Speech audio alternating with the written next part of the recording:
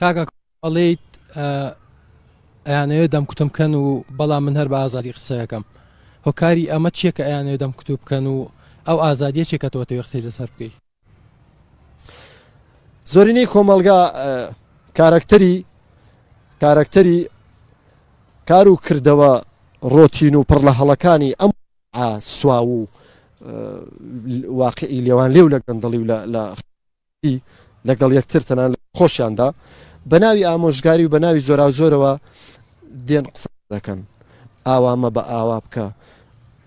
کەسەکان ئامۆژگاری خۆیان ناکەن، بە هەڵەی خۆیانە ناچنەوە، یعنی بەرگەی سەعاتێک تەنیایی ناگرن لە تەنیایی محاسبەی خۆیان بکەن، دێن ئامۆژگاری منەکەن بە حسابی خۆیان وەرەوە سەر ڕێگە گشتەکەی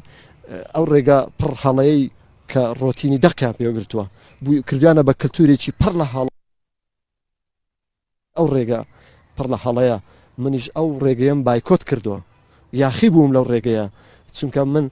بەرگەی چەند سەعات تەنیایی دەگرم، لەو سەعاتانەدا من محاسبەی خۆم دەکەم و دەرونی خۆم پاک دەکەمەوە و بەڵێن بە خاڵقی خۆم دەدەم مەرحەلە بە مەرحەلە لە هەر بەڵێنێکدا چەند خاڵێک خۆم پابند دەکەم بە جێبەجێکردنی چەند خاڵێک تا لە دوا دەگەم بە پێشکەوتوترین قۆناغی پاکردنەوەی دەروونم.